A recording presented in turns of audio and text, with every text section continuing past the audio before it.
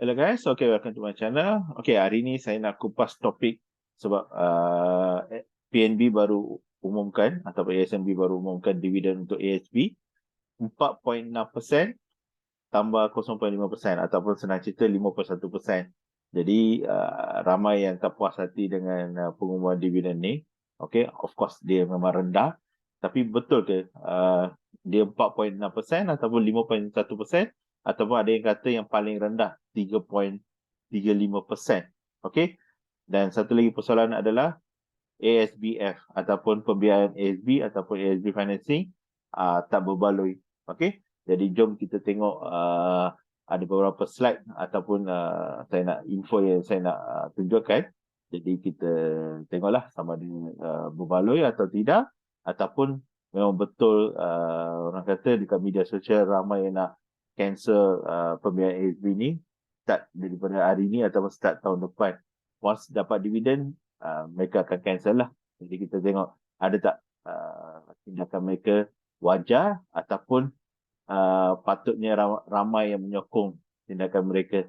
Okey, so jom. Okey, so ramai yang tahu, okey, minggu lepas hari Khamis dalam pukul 11 pagi, okey, dalam bukan minggu lepas, minggu ni 22 hari bulan 22 hari bulan Disember, okey, PNB ataupun ASNB okey mengumumkan dividen sebanyak 4.6 sen seunit tambah bonus tambahan 50 sen. Okey, of course daripada mata kasar ramai akan terus tambah sebagai 5.1%. Okey, tetapi sebenarnya kita kena tengok dia punya fine print.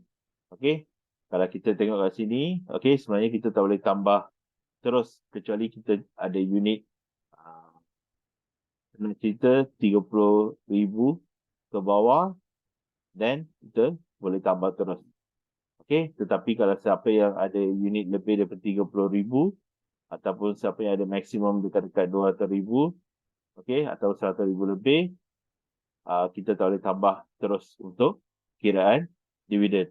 Okey, sebab kita kena tengok dia punya fine print untuk 30,000 unit pertama. Okey, so roughly kita akan dapat, bukan roughly lah, kita akan dapat exactly RM150. Okey, itu yang kita akan dapat dividen untuk 30,000 unit. Jadi siapa yang lebih daripada 30,000 unit, okey, tak kisahlah 50,000 ke 60,000 ke atau 100,000, dia still entitled untuk RM150. Okey, so satu lagi 4.6 sen seunit. Okey, jadi dari pemata kasar mungkin orang akan, dividen agak tinggi untuk tahun ni. Tetapi kita kena tengok dia sebenarnya ada pecahan.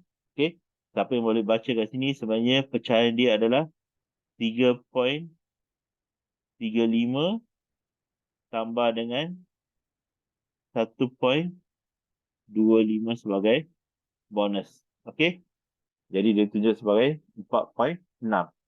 Of course, kalau kita pecahkan, kita tengok sebagai apa kata, hasil 3.35, kita akan kata memang kurang lah. Okay, tak berapa bagus. Tetapi dalam situasi sekarang atau dalam keadaan kami sekarang, mungkin, okay, benda ni boleh dikatakan, boleh diterimalah ataupun kita kata bersyukur. Okay, so kita tengok next slide, saya tunjuk. Okay, so ini yang ramai mempersoalkan atau macam tak puas hati lah. Sebab sebelum ni dividen, okay, agak tinggi lah. Yuan tahun lepas 5%, okay, sebelum tu 4.25 dengan 5.5. Jadi tahun ni dia adalah 4.6. Okay, so 4.6% ni boleh katakan dalam 3-4 tahun ni dia duduk antara kedua paling rendah lah. Okay, so itu yang ramai macam tak berapa kata seronok bila dengar pengumuman ni. Okay, jadi kita tengok. Okay, ini yang tadi saya masukkan. Pecahan dia pun kita kena tengok. Kenapa ada pecahan sebegini? Okay, orang kata pendek kata ataupun secara ringkas lah. Okey, saya boleh beritahu. Dividen yang asas ni, okey, itu adalah boleh dikatakan dibuat pada tahun kewangan yang masing-masing. Ini adalah keuntungan. Ini secara ni saya tak beritahu detail secara teknikal, tapi untuk secara ringkasnya ini adalah keuntungan yang PNB buat ataupun ASB buat ataupun ASNB lah, okey, yang buat dengan duit ataupun duit simpanan yang kita ada. Yang bonus ni pula, okey, adalah selalunya adalah duit terkumpul ataupun duit keuntungan yang dia bawa daripada tahun-tahun sebelum tu. Okey, jadi kalau kita ambil daripada tu, sebenarnya keuntungan yang PNB dapat untuk tahun ni adalah agak rendah. Boleh dikatakan yang paling rendah. Okey, 3.35 adalah paling rendah dalam sejarah. Okey, just of course untuk nak bagi orang kata sebagai satu pulangan yang nampak tak berapa bagus, okay, supaya tak nampak tak berapa bagus. Jadi bonus ni diberi supaya dia push up kita punya total dividend kepada 4.6. So kalau dia tak bagi bonus ni, okay, kita boleh katakan paling rendah. Okay, so tahun 2020 pun masa COVID, okay, 3.5. Cuma bonus dia 0.75. Kita dapat dalam 4.25. Jadi kalau tahun ni dia bagi 3.35, katakanlah dia maintain 75 sen, okey, kita cuma akan dapat 4.1. Okey, jadi still rendah daripada yang paling rendah kita pernah dapat. Jadi ramai, saya rasalah ASNB pun tahu kalau dia bagi paling rendah, actually lepas kita dah keluar daripada musim COVID ataupun pandemik COVID-19 ni, okey, orang akan mempertikaikan kenapa masa zaman COVID pun kita boleh bagi kurang-kurangnya sampai 4.25, okey, tetapi sekarang ni kita dah recover almost dekat setahun, kita dah recover daripada pandemik daripada awal tahun. Cuma boleh dapat, contohnya lah, kalau dia bagi sama 4.1 je, maknanya lagi rendah daripada tahun 2020. Sebab tu salah satu sebab lah, okay, dia gunakan duit keuntungan ataupun reserve, apa dia ada technical term, okay, dia guna untuk sebagai bonus untuk naikkan kadar total pulangan, okay. Sebab tu kita dapat 4.6. Sebab tu tadi yang awal saya kata, jangan ambil 4.6 tambah dengan ada lagi satu lagi bonus, itu adalah bonus khas, okay, yang dia cuma beri pada 30,000 unit pertama.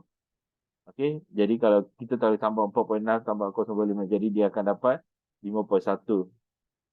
Sebenarnya boleh tambah, tapi kalau you ada unit kurang daripada 30,000 boleh tambah, tapi kebanyakan orang yang mungkin lebih daripada 30,000 unit, dia punya effective rate, kadar pulangan efektif akan menjadi rendah. Okey, so saya tunjuk dekat slide yang seterusnya. Okey, ini yang okey, supaya kita senang faham. Okey, maksud ni kat sini, okey, PNB dah beritahu illustrative income distribution. Okey, so maksudnya siapa yang ada lebih kurang ataupun 10,000 ke bawah, okey, dia punya effective return, maknanya kadar return efektif, okey, dia dapat 5.1 sebab 4.6%, yang tadi tu 3.35 dengan 1.25 itu kita boleh tambah sebab dia tak bergantung pada jumlah unit yang kita pegang. Okey, jadi 4.6. Cuma yang 30,000 unit pertama yang entitled untuk 0.5%, yang tu kita tak boleh tambah terus. Okey, jadi untuk ni, since 10,000 ni kurang daripada 30,000 unit, jadi kadar pulangan kita dapat 5.1. Kita simpan sampai 30,000 pun masih sama. Tapi kalau kita tengok kat sini, kalau dah lebih daripada 30,000, katakan contoh 50,000 unit, kadar efektif adalah cuma 4.9 sahaja. Okey. Lepas tu kalau kita tambah, katakanlah kita ada 1,000 unit. kadar efektif dia adalah cuma 4.75. Jadi maksudnya ke sini apa? Pendeposit yang simpan kurang daripada 30,000 unit, dia boleh dikatakan dapat 5.1%. Okey, sebagai kadar pulangan efektif. Tapi siapa yang simpan lebih daripada 30,000, contoh 50,000, mungkin 4.9, 1,000 adalah 4.75. So maksudnya kat sini dia tak bermaksud kalau kita simpan banyak, kita pulangan kita tak banyak. Sebab ini dalam percentage. Tapi dari segi absolute ataupun dari jumlah, memang kita dapat. Okey. Cuma kat sini ilustrasi dia, kalau yang siapa yang simpan kurang dari 30 unit, dia dapat lebih pulangan sebab dia ada bonus yang 0.5% tu. Okey. So kat situ yang dia menjadi satu betul-betul bonus lah.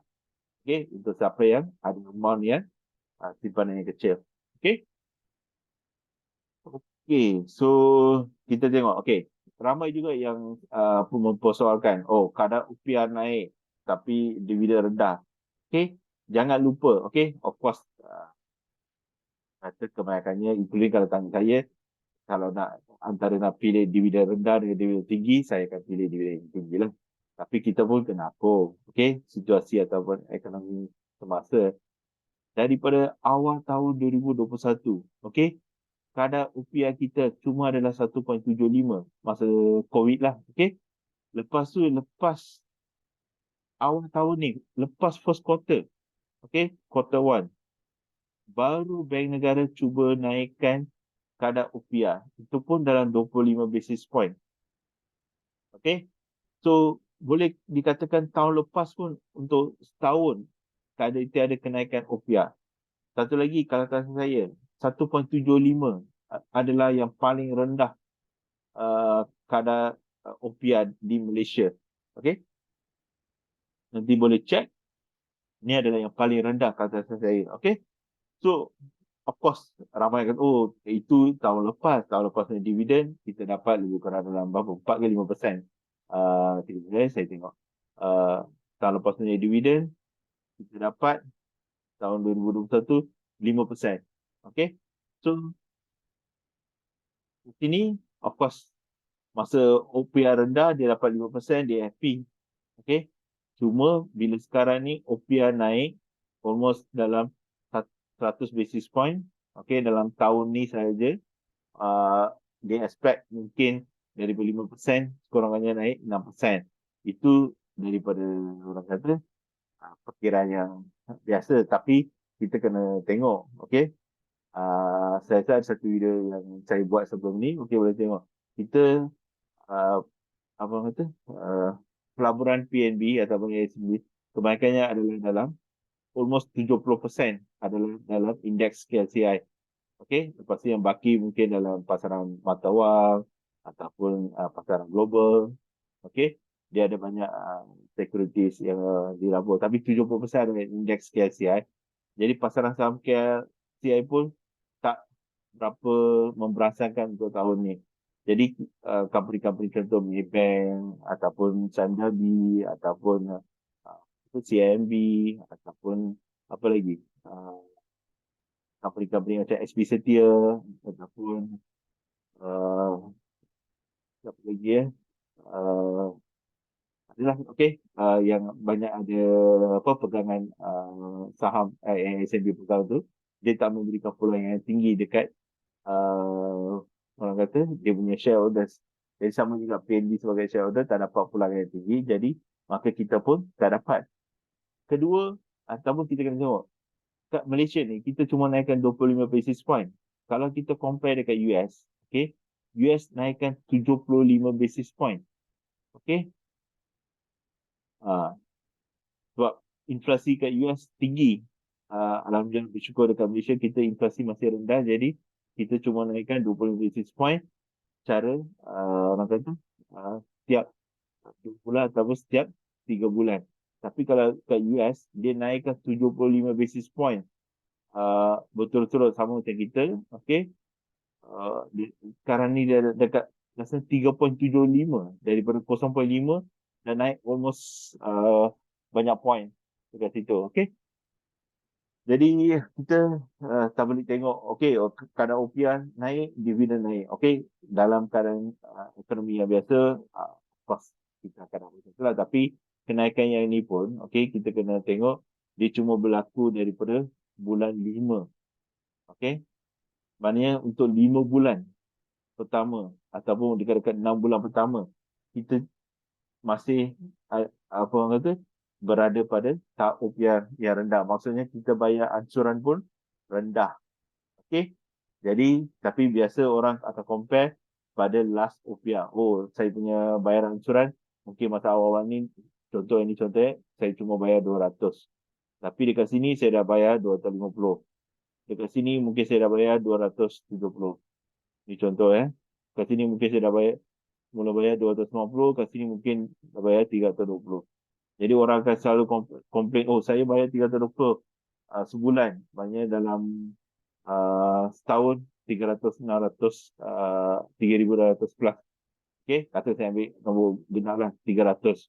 So maknanya 3,600 saya kena bayar. Tapi dividen yang saya dapat cuma 3,200. Jadi dia akan compare macam ni, oh rugi. Tapi dia lupa masa awal-awal ni dia bayar adalah rendah untuk 5 bulan pertama. Tapi ini secara ringkas tapi ada juga yang mungkin bayar lebih, tapi rata-ratanya untuk tahun ni memanglah kalau kita compare just apa bayaran ansuran dengan dividen yang kita dapat, mungkin ada yang kena top up. Okay, so bila top up, of course orang akan kata rugilah. Okay, tapi ini cuma pada permukaan ataupun pada surface. Kita jangan lupa kita pun ada surrender value ataupun kita ada betul kita dah bayar principal. Okey. Jadi kita bukan saja bayar interest saja, kita sebenarnya bayar pada principal. Jadi yang mungkin kita akan dapat balik dalam 5 tahun ataupun 10 tahun ataupun 20 tahun. Jadi kat sini walaupun nampak pada tahun-tahun awal, especially tahun ataupun 2 tahun, 3 tahun pertama kita bayar, mungkin kita rasa macam membebankan atau kita top up. Tapi jangan lupa kita sebenarnya bayar interest dengan principal. Sama macam kereta. Kalau kita ambil kereta contohnya lah 7 tahun. Okay. Lepas tahun kita nak jual kereta. Of course kita rugi. Sebab kita masih hutang dengan bank. Pasal kita cuma bayar interest saja. Tapi lepas 3 tahun pun mungkin kita rugi sedikit. Tapi biasanya lah kalau kereta ataupun apa-apa loan, biasanya lepas daripada 5 tahun. Okay.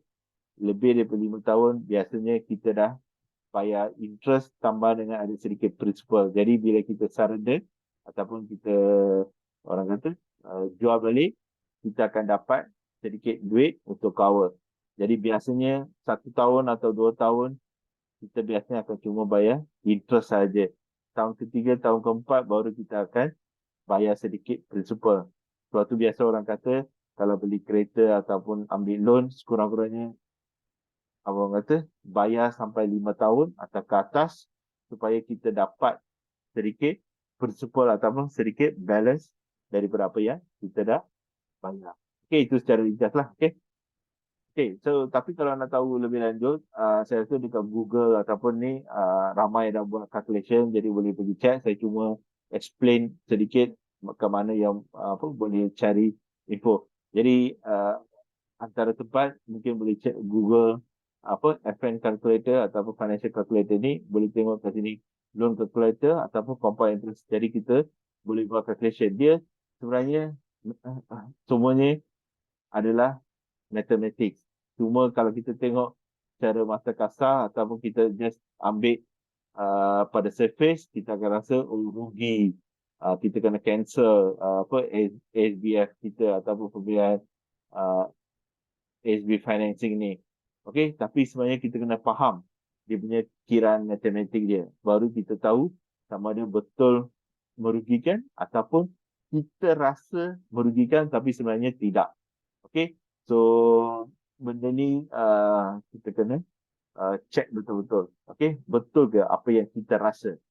Okey, sebab tu kita kena check facts dia, fakta dia banding dengan apa yang kita rasa. Okey, sebab biasanya kita apa yang kita rasa ni tak semestinya betul. Okey? Okey, ni saya apa nampak dekat Google ataupun dekat social media rasanya. Okey, ada orang yang buat calculation. So ini saya explain sedikit semula. Okey, supaya kita faham. Okey, ni calculation secara ringkas. Okey, ini adalah senario katakanlah kita nak simpan RM1,074. Okey, sebelum 1 hari bulan, setiap bulan. Okey, pastikan kat ASB ni kita kena simpan kadar dividen adalah bergantung pada baki minima setiap bulan. Term ni penting sebab kadang-kadang ada orang, contoh dia top up pada 30 hari bulan. Okey, dia masuk 200,000 contohnya lah. Ini saya ambil apa dramatic example, 200,000 pada 30 hari bulan. Adakah dia dapat dividen pada bulan tu? Kata 30 hari bulan Januari. Okey, dia tiba-tiba masuk 200,000. Dia tak sebenarnya tak layak untuk dapat dividen ni. Okey, sebab daripada 1 hari bulan sampai 29 hari bulan, akaun dia adalah zero, kosong. So ASB tengok baki minimum. Okey, walaupun kita tambah 30 hari bulan tu 200,000, kita tak dapat apa-apa dividen atas 200,000 ni. Tapi kalau 200,000 ni dia simpan sampai contoh 28 Februari. Okey, dia simpan sampai 20 Februari. Baru dividen tu dia akan kira berdasarkan pada 200,000 sebab daripada 1 hari bulan Februari sampai 20 Februari, akaun dia minimum ada 200,000. Ini penting sebab kadang-kadang ada yang last minute 30 hari bulan dia tambah 50,000. Lepas tu dia kira-kira dividen saya kenapa kurang? Padahal daripada 1 hari bulan sampai 29 hari bulan, mungkin akaun dia cuma ada RM100 sahaja. Jadi dividen dia bergantung pada baki minimum RM1, bukan 50,000 atau 100,000 yang dia simpan pada hari terakhir. Okey, dia bergantung pada last day. Dia adalah baki minimum. Okey, so ini saya nak tunjuk kalau kita simpan biasalah. Okey, katakan monthly simpanan deposit RM1,074. Kita simpan sampai 12 bulan. Katakanlah interest rate adalah 3%. Okay, kalau kita pakai app yang tadi tu, just ikut step ni, okay, kita akan dapat principal dia kita 1,074 sebulan, 12 bulan kita akan dapat 12,888. Okay, so pasal kita simpan setiap bulan macam tu, kita akan dapat dividen lebih kurang RM484. Okay, so apa yang kita ada adalah modal yang kita simpan tambah dengan dividen. Jadi 1 hari bulan 1 dan next year, katakan tahun depan, katakan saya start dari 2022, start 1 hari bulan 2023, saya akan ada 13,000. 12,888 tambah dengan 483, saya akan dapat amount ni. Okay, so dividen yang kita dapat adalah 483. Okay, kenapa tunjuk contoh ni? Okay, kita tengok next slide ya. Okay, kalau kita guna ASB financing, ni ramai yang orang kata nak cancel lah, nak terminate lah. Okay, sebab kata rendah. Okay, so sebelum terminate ataupun cancel, okay, baca dulu example ataupun calculation yang orang dah buat banyak dekat Facebook ataupun dekat Google. Okay, check balik. Okay, saya cuma nak terangkan sebab saya pun rasa ramai yang salah anggap pasal ASB financing ni. Okay, so secara ringkas, kalau kita ambil katakan 200,000, kita ambil maksimum lah dengan 30 tahun pembiayaan. Bank charge kita inilah kadar biaya ataupun interest rate yang kita kena bayar 5%. Jadi setiap bulan kita kena bayar adalah 1,074. Jadi kenapa 1,074 dalam example pertama? Maknanya satu, cara kita depo atau simpanan pun 1,074. Jadi kalau kita ambil ASB financing pun kita kena bayar katakan ansuran pun saya kena bayar 1074. Okey, jadi kalau kita buat perbandingan yang begini, mungkin kita boleh nampak sama ada ASB financing bagus ataupun simpanan dalam ASB secara tunai ataupun secara ni lah, konsisten setiap bulan bagus. Jadi kat sini, okey, kalau katakanlah lepas tahun kita terminate dengan kadar dia 7%. Okey, lepas tu ini assumption kita tak ada lock-in period. Pasal sebab kadang-kadang ada bank dia ada lock-in period. Kita tak boleh nak terminate dalam 2 tahun ataupun 3 tahun. Kalau kita terminate, kita ada penalti. Dalam untuk example ni, kita just ambil assumption tak ada lock-in period supaya kita nampak yang mana yang bagus. Jadi katakan kalau kita terminate, dividen yang kita dapat adalah 14,000. Okey, untuk 7%. Okey, 7% darab 200K adalah 14,000. Lepas tu principal. Okey, dari mana datang ni? Ni saya akan tunjukkan kejap lagi. Inilah yang pakai app dalam page yang sebelum tu. Kita dapat berapa principal. Sebab kita bukan saja bayar interest. Okey, bila kita ambil loan, kita juga bayar pada principal. Maksudnya, kita akan dapat sedikit principal ataupun surrender value yang kita akan dapat. So, inilah maksud dia. Okey, jadi jumlah yang kita dapat adalah kita kata 17,000. Okey, to be exact 16,951. Okey, macam mana dapat principal ni? Okey, ini yang tadi saya kata, pakai calculator yang tadi tu. Ambil loan calculator, ambil loan amount, lepas tu ambil 5% interest. Cuma dekat situ tu pakai amortization.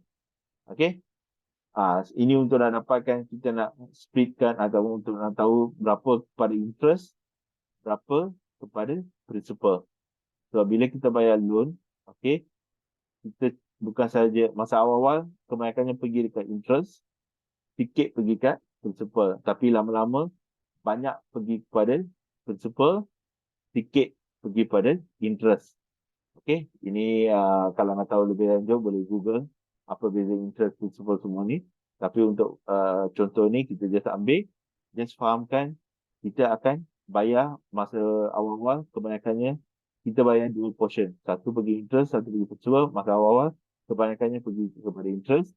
Once interest turun, kita dah almost bayar habis interest, baru principal ataupun sedikit-sedikit dia turun, principal makin naik.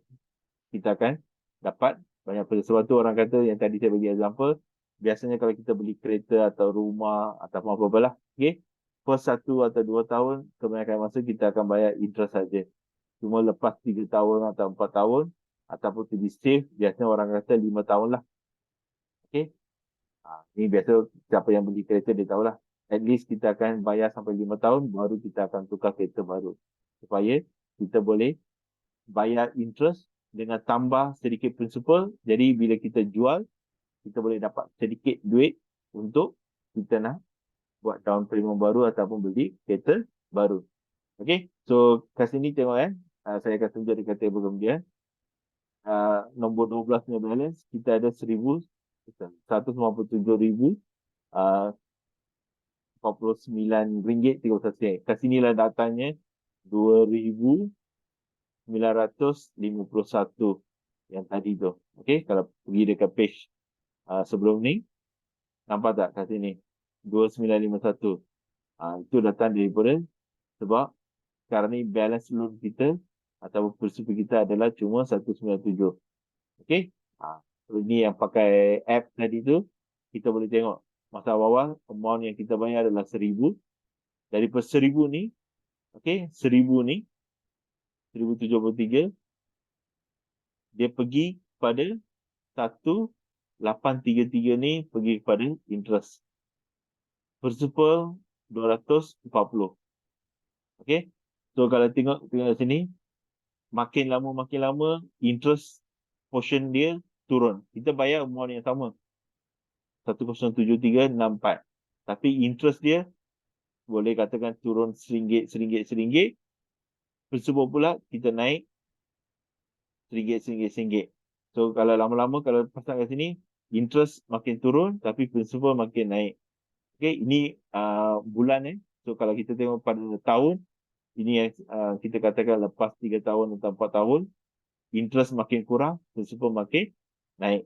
Jadi ini yang lepas tahun ni, kita nampak kita dah bayar banyak pada interest, lepas tu principal pun kita dah bayar. So principal portion yang kita dah bayar adalah balance 2951. Ini yang tadi yang tunjuk pada slide sebelum ni. Jadi apa yang kita dapat? Okay, so kita tengok sini dividen kita dapat 14,000. Tambah pula surrender value. Ini yang bila kita bayar kat principal, kita akan dapat surrender value. Jadi total sebenarnya 16,951. Okay, ini yang penting. Sebab ramai yang dalam social media, dia tak ambil surrender value. Dia kata, oh, saya bayar ansuran contoh 700 sebulan. Jadi untuk setahun, saya bayar 8,400. Okay. Lepas tu dia kata dividen ni dapat, contohnya lah, dia cuma dapat 8,000 ataupun 7,900 contohnya lah. Jadi dia ambil bulat-bulat yang ni, lepas tu dia compare dekat dividen saja. Okay, katakan ni dia dividen yang dia dapat, ini yang dia bayar. Jadi dia compare bulat-bulat, dia kata, oh, rugi. Tapi dia lupa, dia sebenarnya kena ambil tambah dia punya principal amount ataupun surrender value yang dia akan dapat sebab dia dah bayar sedikit portion pada dia punya hutang. Okay. Jadi kalau kita just ambil compare, dia macam compare orange to apple. Okay. Jadi kita cuma ambil kita punya portion dividen dengan ansuran bulan saja. Dalam ansuran bulan ini sebenarnya kita ada bayar sedikit pada kita punya loan ataupun kita punya principal yang kita akan dapat. Okay. So ini adalah satu kesilapan yang rata-rata ramai yang buat di social media. Okay. Cuba cek balik berapa surrender value. Okay. Tapi kalau nak mudah, kalau tanya saya, buat masa ni ataupun untuk tahun ni, memang kita akan nampak dividen rendah dengan kata ansuran bulanan. Tapi lama-lama, siapa yang pernah save lebih dari 5 tahun ataupun lebih dari 10 tahun, ramai. Okay, macam saya pun, saya pernah simpan sampai 8 tahun. Lepas tu baru saya terminate. Okay, lepas tu saya ambil yang baru. Ada yang saya terminate 5 tahun. Saya dapat balik sedikit. Okay, saya tak pernah komplain. Okay, kata apa, saya kena top up. Okay, of course ada masa awal-awal kita kena top up. Tapi kalau kita kira betul-betul, especially lebih daripada 5 tahun, sebenarnya kita masih untung dari segi jumlah yang kita dapat. Okay. So mungkin ada yang masih tak percaya, oh tak, SB Finance ni rugi. Okay. Tak apa, saya tunjuk ada beberapa contoh lagi. Okay. So sebelum tu, ke sini tengok. Okay, ini secara kasar. Kalau kita ambil financing, kita dapat 16,951. Kalau kita simpan biasa, 13,000. So untung masih ada 3,000 lebih. Okay, of course ada orang kata, ni saya kena bayar takaful, ni apa semua tu. Yang tu kita tolak tepi dulu.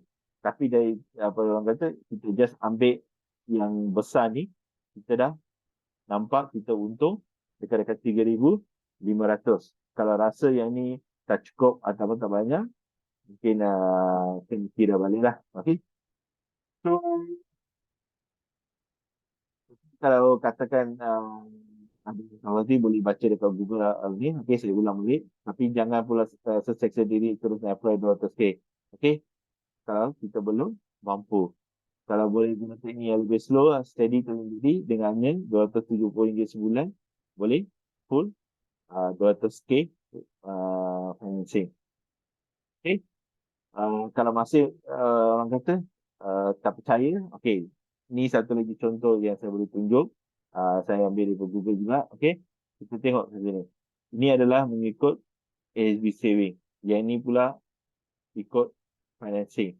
Tapi dalam ni kadar kita ambil katakan 5.5% untuk 20 tahun. Sini kita ambil dividen pun 5.5%. Okay, kita ambil dividen kadar dividen pun sama. Kita punya interest pun sama supaya kita nampak. Okay, so first katakanlah ASB unit. Okay, ini dalam annual maknanya dalam tahun supaya kita nampak banding dengan kalau bulan. Okay, so ini tahun pertama kita ada 10,000 unit pada hari tahun lah. Okay, ini pada 31 Disember. So maknanya setahun kita dah bayar 10,000. Dividen tahun pertama kita tak dapat lah sebab kita baru start. Kita akan dapat dividen biasanya lepas tahun. Sebab tu dalam contoh ini kita letak $0. Jadi kita cash gain, maknanya berapa kita dapat. Lepas tahun pertama kita tak dapat apa-apa sebab kita cuma bayar sahaja. Okey, tapi kat tahun kedua, okey, akhir tahun kita ada 20,000 unit. So 10,000 daripada tahun sebelumnya, 10,000 pada tahun kedua. Kita still bayar 10,000 sebab 10,000 yang sebelum tu kita dah bayar pada tahun pertama. Dividen 5.5 darab dengan 10,000 kita dapat 550. Jadi berapa cash gain?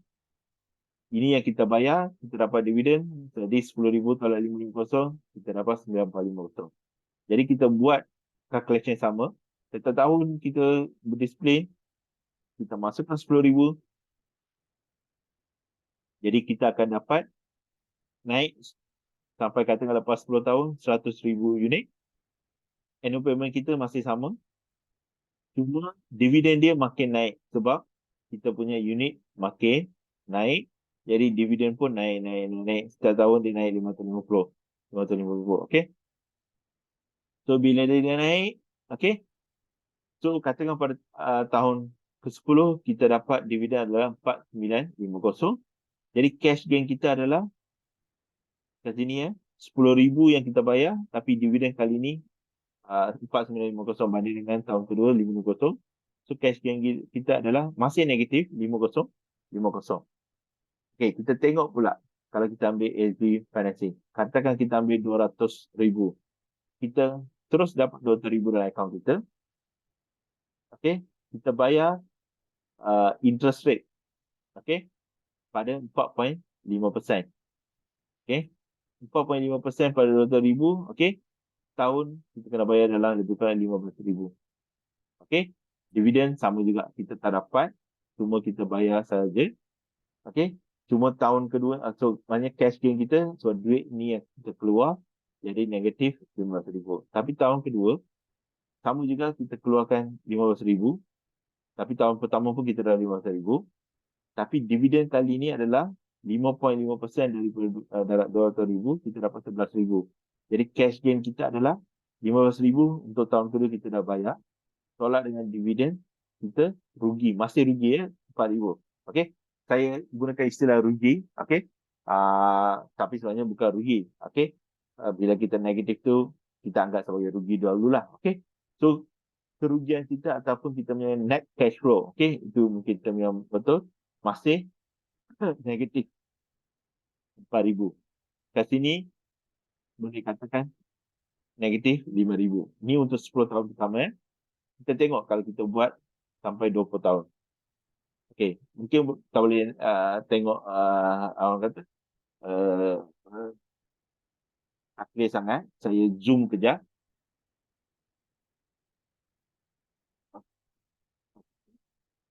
Zoom tak berapa nampak. Okay. Kat sini kalau siapa yang boleh nampak, ini adalah pada tahun ke-20 ataupun kita ambil tahun yang ke-21 sebab kita bayar untuk 20 tahun. So tahun ke-21 kalau kita simpan saving kita akan dapat 200,000.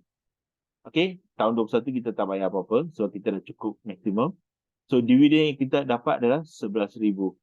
Okay, jadi kat sini cuma tahun last kali kita ada positive cash flow. Sebab kita dapat dividen tapi kita tak boleh bayar apa-apa. Tapi kalau kita tengok dekat sini trend daripada negatif cash flow slow jadi positif. Okay, maksudnya kita setiap tahun kita bayar tapi dividennya makin naik. So last time kita dapat 11,000. Tapi kita kena tengok pada total equity. Maknanya kita dah bayar almost 200,000. Dividen yang kita dapat untuk 20 tahun, kita tambah semua ni, kita dapat 115,000. Jadi kita ambil untuk 20 tahun cumulative, kita punya cash flow adalah masih negatif 84,000. Tapi jangan lupa kita punya equity ataupun kita punya simpanan dah ada 200,000. Jadi profit kita ataupun keuntungan kita 200,000 tolak dengan negatif cash flow ni, kita akan dapat dalam 115,000. Okey, ingat nombor ni 115,000. Itu kalau kita buat simpanan. Kalau kita buat yang financing tadi tu, yang tetap tahun kita kena bayar 15,000 lebih, kita dapat dividen 11,000, dia punya negative cash flow sama je, 4,000, 4,000, 4,000, 4,000, okay, untuk 20 tahun. Jadi tahun last tu sama je, kita akan dapat dividen 11,000, okay. Kita punya simpanan pun ada dalam 200,000. Cuma bezanya kalau kita tengok kat sini, kita punya interest payment untuk 20 tahun adalah 300,000. Okay. Tapi dividen yang kita dapat adalah 220,000. Kat sini tengok betul-betul ni. Kat sini kita bayar 200,000. Okay. Sebab kita keluarkan duit simpanan kita. Ataupun kita bayar sebagai simpanan. Dividen yang kita dapat 115,000. Jadi negatif 84,000 lebih. Kat sini kita bayar lebih. Sebab kita bayar interest kan. Setiap bulan. Jadi 300,000. Okay. Ni compare dengan ni. Lepas tu, kita dapat dividen 220,000. Banyak dengan dividen yang dapat kat sini. Almost 2 kali ganda. Okay. Jadi, cash flow dia adalah negatif 82,000. Jadi, negatif 82,000 ni compare dengan ni. Negatif 84,000. Equity yang kita ada sama. Pada tahun ke-20, kita ada 200,000. Okay. Tapi, kita punya profit kalau kat sini adalah 117,000. Kalau sini 115,000. Jadi adalah untung dalam 2,000 lebih. Okay. So ini pakai dividen rolling ya. So dividen rolling maksudnya kita keluarkan dividen. Okay. Sebab tu kita nampak keuntungannya tak banyak beza. Semua 2,000 sebab mungkin ada orang kata, oh 2,000 ni sikit sangat. Ataupun kalau yang ni kita tolak takaful yang kita ambil. Okay. Apa semua ataupun penalty daripada bank apa ke atau biasanya tak tahu lah. Oh, ni sebenarnya negligible, maknanya sebenarnya tak untung pun. Okey. Sebab kita keluarkan dividen.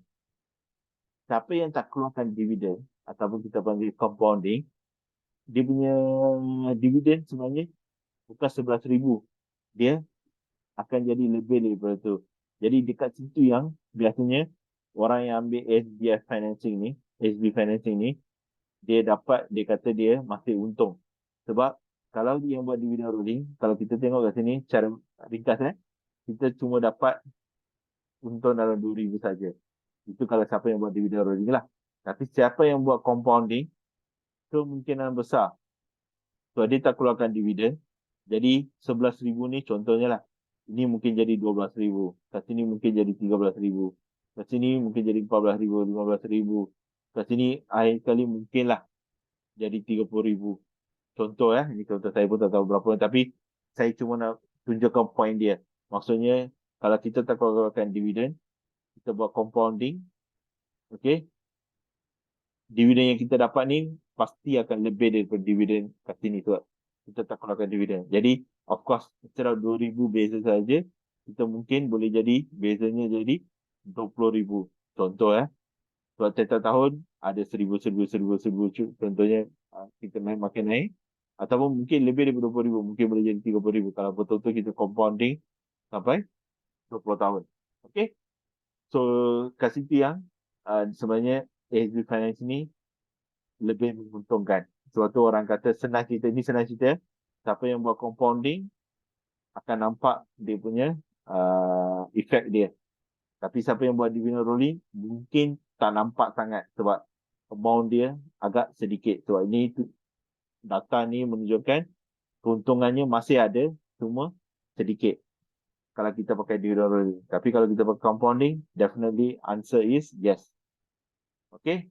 Jadi siapa yang plan nak terminate ASB financing ni, fikir-fikir dululah. Sebab kalau you buat dividen rolling ataupun tak mampu bayar, mungkin betul sedikit tak berapa sangat untung pada masa yang singkat ataupun tempoh yang singkat. Tapi kalau buat compounding, definitely ada untung. Okay, so boleh pergi dekat website SNB untuk dapat detail. Okay, ini adalah dia punya address. Boleh pergi kat sini soalan lazim ataupun simulasi macam mana, sebab ada yang juga tak berapa pasti macam mana nak kira dia punya dividen. Okay, so kat sini SNB dah buat dia punya senario. Contoh, senario ni ada yang ada 360,000 unit. Of course, ini untuk 12 bulan ataupun 1 tahun. Dia kena divide by 12 bulan sebab dia ada parti minimum setiap bulan. Lepas tu darat dengan dia punya percentage. Katakan percentage kali ni adalah 3.35 contohnya. Jadi kita akan dapat dividen untuk portion ni. Untuk penghargaan pendapatan. Lepas tu kita ada bonus. Bonus ada 1.25. Sama juga. Kita darat dengan 360,000. Bagi dengan 12 bulan. Kita akan dapat ni. Lepas tu kita ada bonus tambahan. Tapi limited. Ini adalah maksimum. Unit yang layak. 30,000 unit. Kita akan dapat 150. Jadi kita tambah 3 ni. Kita akan dapat 1,530. So semua pengaruh ni akan kita page SNB. Boleh kita check. Supaya kita tak dengar cerita ataupun buat anggapan yang salah. SNB dah buat dah dia punya kiraan. Jadi rujuk ke situ apa-apa kalau kita ada. Okay. So dia pun dah buat dia punya ni jadual. Contohnya lah. Ada orang selalu macam mana nak tahu baki minimum. Okay. Contohnya lah. Pada bulan 1 Januari 2022 dia ada 22,000 unit tapi dia keluarkan 300 contohnya lah. Pada 1 bulan 2 atau 2022. Jadi baki minimum dia jadi 21,300 dan seterusnya. Setiap bulan dia mungkin keluarkan 300.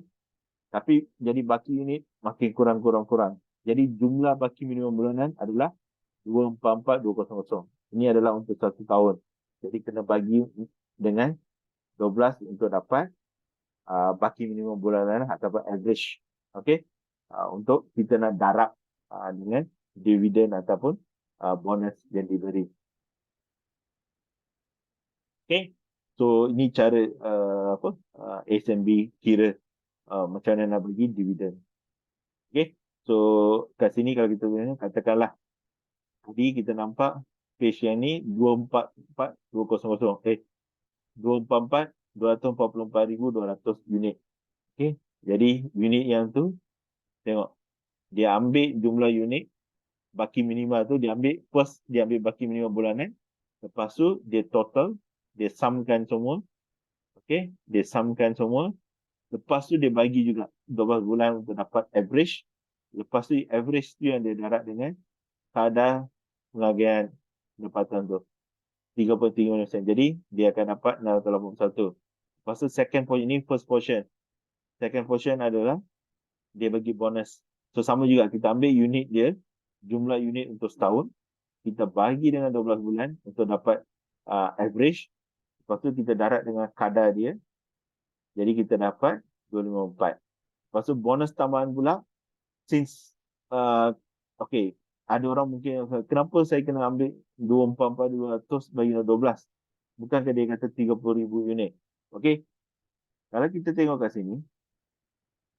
Okay. Kenapa 244,000?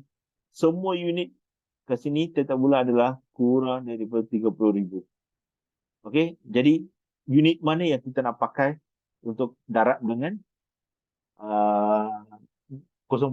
Jadi SNB dah bagi tahu dia nak ambil, kata ada orang kata oh tak, patutnya ambil 18,700. Ada orang kata ni yang paling rendah, kenapa tak ambil ni 22,000. Okey. Ada orang kata kenapa tak ambil average. Jadi sebab tu SNB buat calculation untuk dapatkan so, semua unit ni adalah kurang daripada 30,000 unit. Okey. Ataupun even kalau lebih daripada 30,000 unit pun dia akan still bagi dengan average. So maksudnya 244,200 ni dia bagi dengan 12 supaya untuk dapatkan dia punya average minimum. Lepas tu baru dia darat dengan 0.5. Okey. Jadi kita akan dapat RM101. Contohnya lah, katakanlah bulan 12 yang kat sini ni. Okey. Tiba-tiba kalau dia ada katakan 50,000 ataupun 60,000. Okey. Jadi orang akan ambil, oh saya patutnya dapat RM150. Sebab dia ambil 30,000 darat dengan 0.50. Calculation ni bukan macam tu salah. Sebab PNB ambil jumlah yang baki unit, lepas tu bagi dengan 12 untuk dapatkan average. Sebab tu kita nampak kat sini calculation dia buat macam ni. 2444, 200 bagi dengan 12. Baru darab. Okay. Bukan dia terus ambil, katakan 17,000 ataupun 22,000. Sebab ada yang maksimum dalam setahun ni, ada yang minimum dalam setahun tu. Jadi, untuk to be fair, dia ambil jumlah, lepas tu bagi dengan 12. Jadi, mungkin average dia, contohnya, ini saya ambil contoh dia, adalah 19,000. Okay, to be exact, kita tengok. Kalau kita divide, ya, calculator, kalau kita ambil calculator, saya ambil kat sini. Calculator. Okay, kita ambil 244. Ya, 244, 200. Bagi dengan 12. Okey, kita dapat 20,350 unit. Sebab tu kat sini, dia dekat tengah-tengah, dia ambil unit ni yang 20,350 darab dengan 0.5. Okey, darab 0.5. Kita dapat 10175. Okey, so ini yang kita dapat. So ini adalah cara pengiraannya. Jadi sebab tu saya kata, pergi dekat page ASB atau SNB untuk tahu cara nak kira dia punya dividen. Sebab kadang-kadang kita anggap cara kita yang betul. Okay, tapi SNB dah bagi tahu dah. Ini cara betul untuk kira dividen. Okay. Okay, next. Of course, dalam contoh-contoh yang saya beri ataupun banyak ni, ada bayaran takaful. Okay, ini semua kita disregard. Okay, saya tak tahu mungkin berapa ratus ataupun mungkin beribu kita nak bayar takaful. Okay, yang tu kita, tapi suatu tapi takaful ni baguslah. Okay, suatu cost yang untuk bayar takaful saya tak masukkan, tapi kalau masukkan pun masih wajib juga untuk HB financing. Lepas tu kita assume tak ada lock-in penalty atau lock-in period. Lepas tu kita tengok apa surrender value. Okay, ada berapa. Lepas tu biaya OPR ni dia selalu fluctuate. Okay, dia naik turun, naik turun, naik turun. Okay, kita anggap semua dia constant lah. Okay, lepas tu ini yang point yang penting, dividend ruling ataupun compounding. Of course, kita buat dividend ruling, kita akan nampak benda tu merugikan, ataupun kalau ada pun keuntungannya sedikit je. Okay, tapi kalau compounding, definitely keuntungan dia adalah banyak. Okay, suatu ramai kata kalau boleh buat compounding. Okay, baru kita akan nampak dia punya hasilnya ataupun buah dia. Okay. Okay, so harap faham sampai sekarang. Okay, jadi apa yang kita, sebelum kita nak decide, nak terminate financing ataupun kita nak cancel, fikir semula, okay, kemampuan kita ataupun dengan disiplin kita. Okay, kalau kita ada kemampuan untuk bayar ASB financing ataupun loan ASB, ada tak kita mampu, dan boleh pergi. Okay, tapi siapa yang satu lagi, dia nak pergi walaupun dia tak mampu, dia nak pergi ke ASB financing, sebab ramai daripada kita, including saya, kita tak berdisiplin. Rasa-rasa kalau kita nak tabung lah, contoh, kita sendiri, kalau zaman sekarang ada auto labo, ataupun kita boleh buat online transfer. Kalau zaman dulu, setiap bulan kita kena pergi bank, contohnya lah, kita kena pergi bank, kita kena deposit dekat kaunter RM250, contoh, sebulan, setiap bulan. So, masa tu, kadang-kadang alamak, kadang-kadang apalah, besok lah, ataupun hari ni ramai dekat kaunter, tak boleh nak buat, lambat. Ataupun even zaman sekarang, kadang-kadang even kita ada auto labo ataupun kita ada apa kata online transfer, kadang-kadang kita nak pakai duit sikit untuk katakan kereta rosak ataupun ada emergency. Jadi kita tak buat saving dekat ASB yang sepatutnya. Banding dengan kalau kita ambil ASB financing, as long as kita ada kemampuan, suka tak suka kita kena bayar. So kalau kita tak bayar, bank akan call. Okay, kalau bank akan call kata tak bayar loan ataupun Dia kata apa 2 bulan kalau lapse dia akan terminate. Jadi suka tak suka kita akan paksa diri kita untuk bayar dulu loan kita, baru kita fikir pasal belanja. Tapi kalau kat sini kadang-kadang kita kurang disiplin sikit. Okay? Bukan semua orang, tapi saya rasa majoriti akan, kalau orang kata kalau nak simpan sendiri tu selalunya dia tak disiplin. Okay? Jadi itu soalan yang kita kena jawab lah. Itu sendiri. Okay? Jadi siapa yang ada kemampuan, okay, yang tak mengharapkan orang putih kata paycheck to paycheck, atau mengharapkan duit, orang kata belanja kita untuk bayar. Kalau kita bayar ASB ni akan efek lifestyle kita ataupun akan efek kehidupan kita harian.